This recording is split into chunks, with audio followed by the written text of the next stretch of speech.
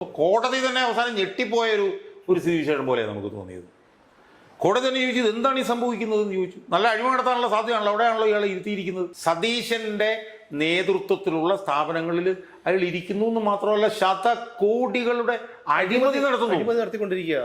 അയാൾ ഞാൻ പരിശോധിച്ച് നോക്കിയപ്പോൾ എനിക്ക് കാണാൻ കഴിഞ്ഞത് അയാൾ ഇപ്പോഴും ഒന്നല്ല രണ്ടല്ല 3 ഉന്നത സ്ഥാനങ്ങളിൽ അയാൾ ഇപ്പോഴും ഇരിക്കുന്നു എന്നുള്ള ഞെട്ടിക്കുന്ന ഒരു കാര്യം എനിക്ക് ബോധ്യമായി. നമസ്കാരം. വളരെ അഭിമാനകരമായിട്ടുള്ള സന്തോഷമുള്ള ഒരു ദിവസമാണ്. അഡ്വക്കേറ്റ് KM ഷാജഹാൻ സാർ ഒരു ഹർജിയുമായി ഹൈക്കോടതിയെ സമീപിക്കുന്നു. കശുവണ്ടി അഴിമതി കേസിലെ 1-ാം പ്രതി K രതീഷിനെ 3 സ്ഥാനങ്ങളിൽ ഒരേ സമയം നിയമിച്ചതിനെതിരെയാണ് അദ്ദേഹം കോടതിയെ സമീപിച്ചത്. കോടതി അനുകൂലമായിട്ടുള്ള ഉത്തരവ് പുറപ്പെടുവിച്ചിട്ടുണ്ട്. അതായത് സർക്കാരിനോട് വിശദീകരണം ചോദിച്ചിട്ടുണ്ട് എന്ന് മാത്രമല്ല, കോടതി നടത്തിയ ചില പരാമർശങ്ങൾ, ഇത്രയും അഴിമതിക്കാരനായ ഒരാൾ എങ്ങനെയാണ് ഈ 3 സ്ഥാനങ്ങളിൽ തുടരുന്നത് എന്നുള്ളൊരു ചോദ്യം ഹൈക്കോടതി ചോദിച്ചു. എന്താണ് താങ്കളാണ് ഇപ്പോൾ ഈ ഹർജിയുമായി ഹൈക്കോടതിയെ സമീപിച്ചത്. ഈ ഒരു ഹൈക്കോടതിയുടെ ഈ പരാമർശം മുമ്പും പലപ്പോഴും വന്നിട്ടുണ്ട്. പക്ഷേ ഇനി സർക്കാരിൻ്റെ നിലപാട് എന്തായിരിക്കും? താങ്കൾക്ക് ഈ ഒരു കോടതിയുടെ പരാമർശം കേട്ടപ്പോൾ താങ്കൾക്ക് എന്താണ് തോന്നിയത്? അല്ല, അതിൽ എനിക്ക് ആദ്യമായി സൂചിപ്പിക്കാനുള്ളത്, എൻ്റെ ഒരു പൊതുപ്രവർത്തന പന്ഥാവിൽ കഴിഞ്ഞൊരു 10-25 വർഷത്തിനിടയിൽ എനിക്ക് ഉണ്ടാക്കാൻ കഴിഞ്ഞിട്ടുള്ള ഏറ്റവും വലിയൊരു നേട്ടമാണ് ഇന്നത്തെ ഈ കോടതിയുടെ ഇടക്കാല ഉത്തരവ് എന്നാണ് എനിക്ക് സൂചിപ്പിക്കാനുള്ളത്. ഞാനൊരു കഴിഞ്ഞ 10-25 വർഷക്കാലമായി പൊതുമണ്ഡലത്തിൽ നിൽക്കുന്നു. ഒരുപാട് വിഷയങ്ങളിൽ സമരം പോരാട്ട രംഗത്തുണ്ട്. അതിൽ തന്നെ ഏറ്റവും പ്രധാനപ്പെട്ട ഒരു സമര പോരാട്ട രംഗം എന്ന് പറയുന്നത് അഴിമതിക്കെതിരായിട്ടുള്ളതാണ്. അപ്പോൾ അഴിമതിക്കെതിരായി നടത്തിയ സമരത്തിൽ എനിക്ക് തീർത്തും അഭിമാനിക്കാവുന്ന ഒരു സംഭവമാണ് ഇന്നിപ്പോൾ കേരള ഹൈക്കോടതിയുടെ സിംഗിൾ ബെഞ്ച് ജഡ്ജ് A ബദറുദ്ദീൻ്റെ ബെഞ്ചിൽ നിന്ന് ഉണ്ടായി. നമുക്കറിയാലോ, കഴിഞ്ഞ 2-3 ആഴ്ചക്കാലമായി കേരളത്തിൻ്റെ പൊതുമണ്ഡലത്തിൽ സജീവമായി ചർച്ച ചെയ്യപ്പെടുന്ന ഒരു വിഷയമാണ് ഈ കശുവണ്ടി ഇറക്കുമതി അഴിമതി കേസ്. നമുക്കറിയാം, 2015 മുതൽ ഉണ്ടായ ഒരു കേസാണ്. കശുവണ്ടി ഇറക്കുമതിയുമായി ബന്ധപ്പെട്ടുണ്ടായ ഒരു 100 കോടി രൂപ മുതൽ ഒരു 3000 കോടി രൂപ വരെ ഉണ്ടായത് എന്ന് പറയുന്ന ആരോപണം ഉള്ള ഒരു സംഭവമാണ്. അതിലൊരു 10-12ഓളം വിവിധ ഏജൻസികൾ അന്വേഷിച്ചു അഴിമതി കണ്ടുപിടിച്ചു. മുനിസിപ്പൽ കോടതി മുതൽ ഹൈക്കോടതി മുതൽ സുപ്രീം കോടതി വരെയുള്ള കോടതികളും അതിൽ അഴിമതിയുണ്ട് എന്ന് ഉള്ള വിധി പലപ്പോഴായിട്ട് പ്രഖ്യാപിച്ചു. അങ്ങനെ 2020 ഈ പ്രതികളെ പ്രോസിക്യൂട്ട് ചെയ്യാനായിട്ട് സാങ്ഷൻ കൊടുക്കണമെന്നും CBI ആവശ്യപ്പെട്ടു, സർക്കാരിനോട് ആവശ്യം. എന്നാൽ പിന്നീട് നമുക്ക് കാണാൻ കഴിഞ്ഞത് ഇതിലെ പ്രതികൾക്ക് പ്രധാനമായും 3 പ്രതികളാണുള്ളത്. അതിലൊരു കരാറുകാരനുണ്ട്, അയാൾ 3-ാം പ്രതിയാണ്. 1-ാം പ്രതി K രതീഷ് എന്ന് പറഞ്ഞിട്ടുള്ള ഒരു വ്യക്തിയാണ്. 2-ാമത്തെ ആളാണ് INTUC-യുടെ സംസ്ഥാന പ്രസിഡന്റായിട്ടുള്ള R ചന്ദ്രൻ. ഈ 3 പ്രതികളെയും പ്രോസിക്യൂട്ട് ചെയ്യാൻ അനുവാദം കൊടുക്കണമെന്ന് 2020 മുതൽ CBI ആവശ്യപ്പെട്ടുകൊണ്ടിരിക്കുകയാണ്. എന്നാൽ എനിക്ക് തോന്നുന്നു ഒരു 3-4 ആഴ്ചയ്ക്ക് മുമ്പ് വരെ ആ പ്രോസിക്യൂഷൻ സാങ്ഷൻ ലഭിച്ചിരുന്നില്ല. അതിൽ INTUC-യുടെ സംസ്ഥാന പ്രസിഡന്റ് ആയിരുന്നിട്ട് പോലും പിണറായി സർക്കാർ 3 തവണ പ്രോസിക്യൂഷൻ സാങ്ഷൻ നിഷേധിച്ചു. VD സതീശൻ സർക്കാർ വന്നതിന് ശേഷം ആദ്യം ഒരു തവണ പ്രോസിക്യൂഷൻ സാങ്ഷൻ നിഷേധിച്ചു. പിന്നീട് പ്രോസിക്യൂഷൻ സാങ്ഷൻ കൊടുത്തു. അതുമായിട്ടുണ്ടായിട്ടുള്ള വിവാദങ്ങളൊക്കെ നമ്മൾ ചർച്ച ചെയ്തിട്ടുണ്ട്. ആ പ്രോസിക്യൂഷൻ സാങ്ഷൻ കൊടുത്ത ഉത്തരവിനകത്ത് കോടതിയെ വെല്ലുവിളിക്കുന്ന പരാമർശങ്ങളുണ്ടായിരുന്നു. ആ പ്രോസിക്യൂഷൻ സാങ്ഷൻ്റെ ഉത്തരവ് കോടതിയിൽ കിട്ടുന്നതിന് മുമ്പ് പോലും പ്രതിയുടെ മുന്നിൽ കിട്ടുകയും പ്രതി അത് പത്രക്കാർക്ക് കൊടുക്കുകയും ചെയ്ത സംഭവം ഉണ്ടായി. അതുമായി ബന്ധപ്പെട്ടുകൊണ്ട് കോടതി ഇലക്ഷൻ നടപടികൾ ഇനിഷ്യേറ്റ് ചെയ്തത് നമുക്കറിയാം. ആ നടപടികൾ യഥാർത്ഥത്തിൽ ഇപ്പോഴും അവസാനിച്ചിട്ടില്ല. അതിൻ്റെ അന്തിമ തീർപ്പ് ഇപ്പോഴും വന്നിട്ടില്ല. അപ്പോൾ ആ വിഷയമൊക്കെ നമ്മൾ കഴിഞ്ഞ 2-3 ആഴ്ചക്കാലമായി നിരന്തരമായി ചർച്ച ചെയ്തുകൊണ്ടിരിക്കുക. ഇങ്ങനെ ചർച്ച ചെയ്യുന്നതിനിടയിലാണ് ഒരു പ്രധാനപ്പെട്ട സംഭവം എൻ്റെ ശ്രദ്ധയിൽപ്പെട്ടത്. അതെന്താണെന്ന് ചോദിച്ചു കഴിഞ്ഞാൽ, ഈ കശുവണ്ടി ഇറക്കുമതി അഴിമതി കേസിലെ 1-ാം പ്രതിയായിട്ടുള്ള K രതീഷ്, അയാളാണ് 1-ാം പ്രതി. അയാൾ ഞാൻ പരിശോധിച്ച് നോക്കിയപ്പോൾ എനിക്ക് കാണാൻ കഴിഞ്ഞത് അയാൾ ഇപ്പോഴും 1 2 3 ഉന്നത സ്ഥാനങ്ങളിൽ അയാൾ ഇപ്പോഴും ഇരിക്കുന്നു എന്നുള്ള ഞെട്ടിക്കുന്ന ഒരു കാര്യം എനിക്ക് ബോധ്യമായി. യഥാർത്ഥത്തിൽ അഴിമതി കേസിൽ പ്രോസിക്യൂഷൻ സാങ്ഷൻ കൊടുത്തു കഴിഞ്ഞാൽ അതിന് വിധേയരാകുന്നവർ സർക്കാർ ഉദ്യോഗസ്ഥന്മാരോ അല്ലെങ്കിൽ സർക്കാരിൻ്റെ എന്തെങ്കിലും സ്ഥാനം വഹിക്കുകയാണെങ്കിൽ അപ്പോഴേ അവരെ ആ സ്ഥാനത്ത് നിന്ന് മാറ്റണം. അതാണ് നിയമം. എന്നാൽ ആ നിയമത്തിന് വിരുദ്ധമായി ഇയാൾ ഉൾപ്പെടെയുള്ളവരെ പ്രോസിക്യൂട്ട് ചെയ്യണം എന്ന് സർക്കാർ തീരുമാനമെടുത്ത് കോടതിയെ അറിയിച്ച് 3 ആഴ്ച കഴിഞ്ഞിട്ടും ആ ഉദ്യോഗസ്ഥൻ 3 ഉന്നത സ്ഥാനങ്ങളിൽ ഇരിക്കുന്നു എന്ന് പറയുന്നത് ഈ സർക്കാർ അഴിമതിക്കൊപ്പമാണ് എന്നതിൻ്റെ സൂചനയാണ് എന്ന് ഞെട്ടലോടെ ഞാൻ മനസ്സിലാക്കി. നമുക്കറിയാലോ, ഈ രതീഷ് ഉൾപ്പെടെയുള്ള പ്രതികളെ പ്രോസിക്യൂട്ട് ചെയ്യണം എന്ന് തീരുമാനിച്ച ഉത്തരവ് തയ്യാറാക്കി കോടതിയിൽ സമർപ്പിച്ചത് സതീശൻ സർക്കാരാണ്, അല്ലെങ്കിൽ സതീശൻ മുഖ്യമന്ത്രിയായിട്ടുള്ള UDF സർക്കാർ മന്ത്രിസഭയാണ്. ആ മന്ത്രിസഭയുടെ തലവനാണ് മുഖ്യമന്ത്രിയായിട്ടുള്ള VD സതീശൻ. അപ്പോൾ ഈ പ്രോസിക്യൂഷൻ സാങ്ഷൻ കൊടുത്ത ഉത്തരവിൻ്റെ പ്രാഥമികമായിട്ടുള്ള ഉത്തരവാദി എന്ന് പറയുന്നത് VD സതീശനാണ്. ആ പ്രോസിക്യൂഷൻ സാങ്ഷൻ കൊടുത്ത അതിന് പ്രാഥമിക ഉത്തരവാദിത്വമുള്ള VD സതീശൻ്റെ കീഴിലാണ് അദ്ദേഹം പ്രോസിക്യൂഷൻ സാങ്ഷൻ കൊടുത്ത ഈ K രതീഷ് എന്ന് പറഞ്ഞ ഈ വ്യക്തി 2 ഉന്നത സ്ഥാനങ്ങളിൽ വിരാജിക്കുന്നത് എന്നത് ഈ സർക്കാർ അഴിമതിയുമായിട്ട് എത്രമാത്രം സന്ധി ചെയ്തു എന്നുള്ളതിൻ്റെ തെളിവല്ലേ. ഇപ്പം സതീശനാണ് പ്രോസിക്യൂഷൻ സാങ്ഷൻ കൊടുത്തത്. ആ സതീശനാണ് കേരള ഖാദി ഗ്രാമ വ്യവസായ ബോർഡ്, ഖാദി ബോർഡിൻ്റെ ചെയർമാൻ മുഖ്യമന്ത്രിയായിട്ടുള്ള സതീശനാണ്. ആ സ്ഥാപനത്തിലെ സെക്രട്ടറിയായി രതീഷ് ഇപ്പോഴും തുടരുകയാണ്. യഥാർത്ഥത്തിൽ ആ സ്ഥാപനത്തിൻ്റെ വൈസ് ചെയർമാൻ P ജയരാജനായിരുന്നു. പക്ഷേ സർക്കാർ മാറിയപ്പോഴത്തേക്കും അയാൾ ആ സ്ഥാനം രാജിവെച്ചു. അപ്പം ഫലത്തിൽ ഈ ഖാദി ബോർഡ് ഇപ്പോൾ നിയന്ത്രിക്കുന്നത് അവിടുത്തെ സെക്രട്ടറി ആയിട്ടുള്ള K രതീഷാണ്. കാരണം വെച്ചാൽ മുഖ്യമന്ത്രി പേരിന് വേണ്ടി മാത്രമാണല്ലോ അവിടെ ഇരിക്കുന്നത്.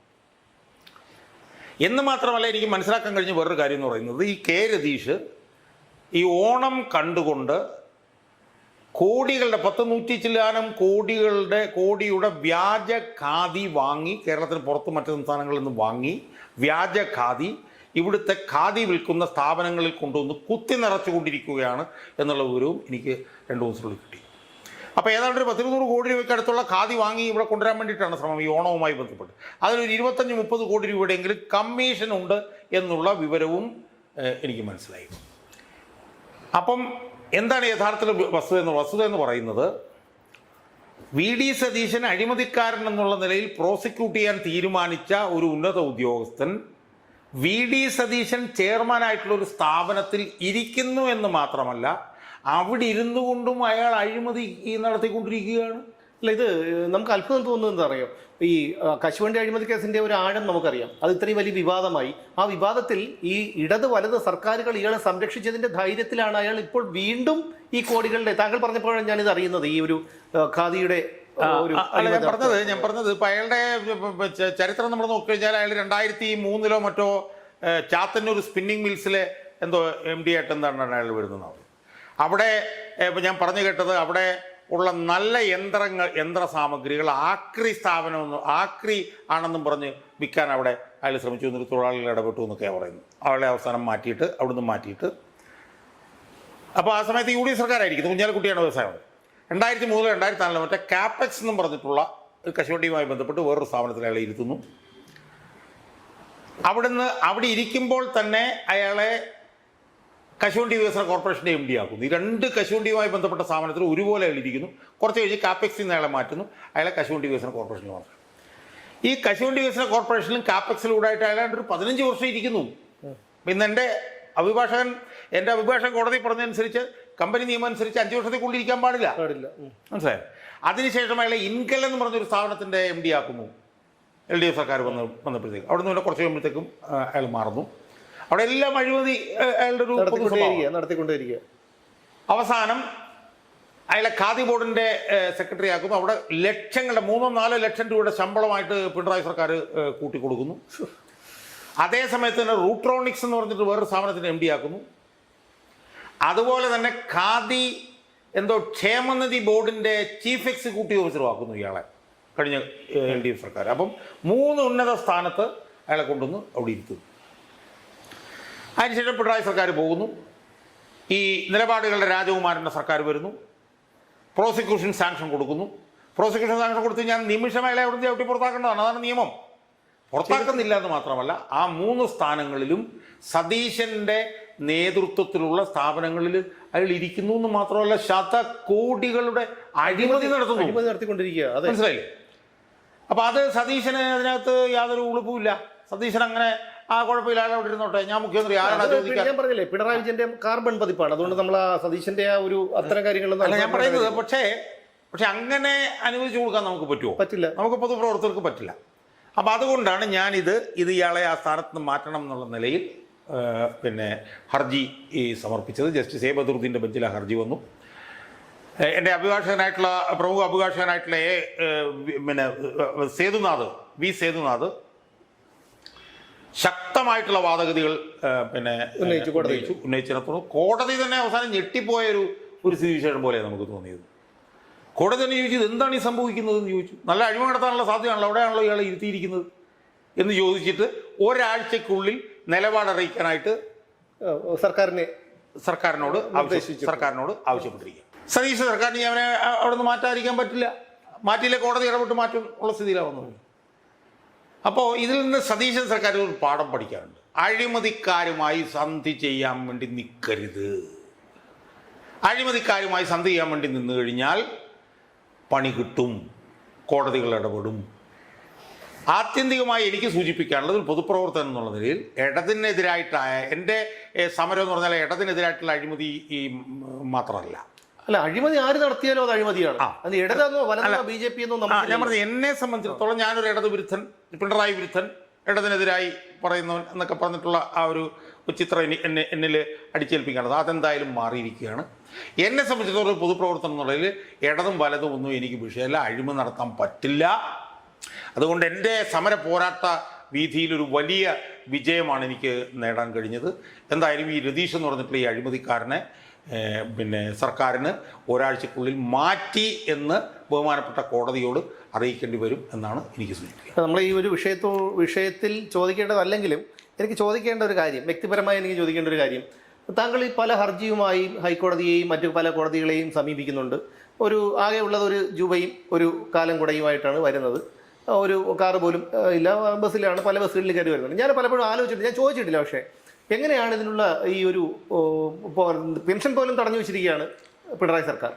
എങ്ങനെയാണ് ഇതിൻ്റെ വീണ്ടും ഇത്രയും സാമ്പത്തിക ബുദ്ധിമുട്ടുകൾ എനിക്കറിയില്ല വരുമ്പോഴും പിന്നെ എങ്ങനെയാണ് പോകുന്നത് ഇതിൻ്റെ അല്ല, ഇതൊക്കെ പറഞ്ഞില്ല, ഇതൊക്കെ നമ്മുടെ ഒരു പൊതുവിലൊക്കെ നമ്മുടെ ഒരു പോരാട്ട വീറ് കൊണ്ട് ഇതൊക്കെ അങ്ങ് പോകുന്നു. എങ്ങനെയൊക്കെ പോകുന്നു എന്ന് ചോദിച്ചു കഴിഞ്ഞാൽ എങ്ങനെയൊക്കെയോ പോകുന്നു എന്ന് നമ്മൾ വിചാരിച്ചാണ്. അപ്പം എന്നെ സംബന്ധിച്ചിടത്തോളം 64 വയസ്സായി. ഈ ബസ്സിൽ കയറി നടന്ന് ഓട്ടോറിക്ഷയിലൊക്കെ ആയിട്ടാണ് നമ്മൾ ജീവിച്ചു പോകുന്നത്. ബസ്സിലൊക്കെ നമ്മൾ കയറി ഇറങ്ങാൻ ചെയ്യുമ്പോഴത്തേക്കും തട്ടി വീണാൽ തീർന്നു പോകാവുന്നതേ ഉള്ളൂ.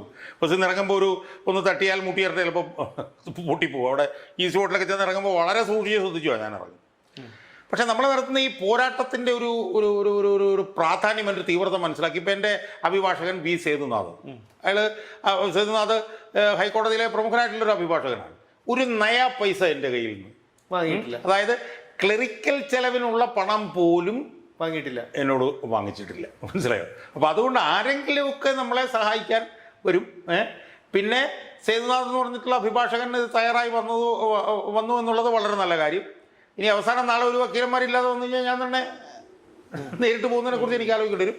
എന്തായാലും വി സേതുനാഥ് എന്ന് പറഞ്ഞിട്ടുള്ള പ്രഗത്ഭനായിട്ടുള്ള അഭിഭാഷകനോടുള്ള എൻ്റെ നന്ദി എനിക്ക് രേഖപ്പെടുത്താതിരിക്കാൻ ഒരു നയാ പൈസ പോലും വാങ്ങാതെ വളരെ പിന്നെ പണ്ഡിതോചിതമായിട്ടുള്ള ഒരു ഹർജിയാണ് തയ്യാറാക്കിയത്. എന്ന് മാത്രമല്ല, ഇന്ന് അദ്ദേഹം കോടതിയിൽ വാദിച്ചതൊക്കെ തന്നെ വളരെ അതിശക്തമായിട്ട് വാദിച്ചതായിട്ടാണ് എനിക്ക് മനസ്സിലാക്കാൻ കഴിഞ്ഞത്. അപ്പോൾ അതുകൊണ്ട് നമ്മുടെ ഈ പോരാട്ടം എങ്ങനെയൊക്കെയോ ഇങ്ങനെ അങ്ങ് മുന്നോട്ട് പോകുന്നു എന്നുള്ളത് ആണ് ഞാൻ വിശ്വസിക്കുക. പോരാട്ടത്തിൻ്റെ ഒരു ശരി കൊണ്ടായിരിക്കാം എനിക്ക് ഈ ബുദ്ധിമുട്ടുകളൊക്കെ മറികടന്ന് മുന്നോട്ട് പോകാൻ കഴിയുന്നത് എന്നാണ് ഞാൻ വിശ്വസിക്കുന്നത്. എന്തായാലും ഇങ്ങനെയും ചില മനുഷ്യർ ഉള്ളത് കൊണ്ട് നമുക്കൊരു പ്രതീക്ഷയുണ്ട്. കാരണം ഭരണകൂടവും ജുഡീഷ്യറിയും എല്ലാം ഒരു നുകത്തിൽ കെട്ടിയ കാളകളാണ് എന്നതുപോലെ അതൊരു നിരാശയുണ്ടാക്കുന്നതാണ്. നമ്മൾ പല ഘട്ടങ്ങളിലും പിണറായി വിജയൻ്റെ സർക്കാരിൻ്റെ കാലത്തൊക്കെ കണ്ടതാണ്. പക്ഷേ ഇത്തരം ചില കോടതി വിധികൾ, ഇടപെടലുകൾ, പൊതു താൽപ്പര്യ ഹർജികളൊക്കെ നമുക്ക് പ്രതീക്ഷ നൽകുന്നുണ്ട്. എന്തായാലും ഇങ്ങനെ ചിലരിവിടെ വേണം. ഇപ്പോൾ ഈ കഴിഞ്ഞ കുറച്ച് മുമ്പ് തന്നെ മാധ്യമങ്ങളിലൂടെ കണ്ടത്, കഴിഞ്ഞ പിണറായി സർക്കാരിൻ്റെ കാലത്ത് വാങ്ങിക്കൂട്ടിയ മരുന്നുകൾ ഉപയോഗശൂന്യമായി, ഏകദേശം കോടിക്കണക്കിന് രൂപയുടെ മരുന്നുകൾ ഉപയോഗശൂന്യമായ കാഴ്ച കണ്ട് ഞെട്ടിയിട്ടാണ് ഞാനിവിടെ വന്നിരിക്കുന്നത്. ഇവിടെ PP കിറ്റ് ഉൾപ്പെടെയുള്ള അതിന് നശിപ്പിക്കണമെങ്കിൽ പോലും 50 ലക്ഷത്തോളം രൂപ വേണമെന്നാണ് പറയുന്നത്. മരുന്ന് കിട്ടാതെ, ചികിത്സ കിട്ടാതെ പാവങ്ങൾ പിടഞ്ഞു മരിച്ച നാടാണെന്ന് ആലോചിക്കണം. ഇവരെയൊക്കെ മടല് വെട്ടി അടിക്കേണ്ട റോഡിലിട്ട്. അതാണ് ചെയ്യേണ്ടത്. 10 പേര് ഇറങ്ങിയാൽ മതി. ഇതിന് ഉത്തരവാദികളായവരെ മടല് വെട്ടി റോഡിലിട്ട് കൈകാര്യം ചെയ്ത് കഴിഞ്ഞാലേ ഇവനൊക്കെ ഒരു ഭയമുണ്ടാകും. പൊതുജനം എന്നൊരു എന്ന് പറയുന്ന കഴുതകൾ വോട്ട് കുത്തി ഇവനെയൊക്കെ ജയിപ്പിച്ച് അങ്ങോട്ട് അയക്കാൻ മാത്രമല്ല, കൈകാര്യം ചെയ്യാനും ജനങ്ങൾക്ക് കഴിവുണ്ടെന്നുള്ള ഒരു ബോധ്യം ഇവനൊക്കെ ഉണ്ടാവണം. എന്നാൽ മാത്രമേ ഇവനൊക്കെ നന്നാവൂ. എന്തായാലും ഷാജഹാൻ സാറ് ഇന്ന് ഒരു വലിയ വിജയം കൈവരിച്ചിരിക്കുകയാണ്. എന്നെ സംബന്ധിച്ചിടത്തോളം അഭിമാനമാണ്. കാരണം നമ്മളൊക്കെ പല വിഷയങ്ങളിലും ഞങ്ങളൊക്കെ ഏകദേശം 300ഓളം അഭിമുഖങ്ങളൊക്കെ ഞങ്ങൾ ചെയ്തിട്ടുണ്ട്. അപ്പോൾ എന്തായാലും ഇന്നത്തെ ഈ സന്തോഷത്തിൽ സാറ് ചായ വാങ്ങിച്ചു തരും എന്നുള്ളൊരു പ്രതീക്ഷയോടുകൂടി നിർത്തുന്നു. വീണ്ടും കാണാം.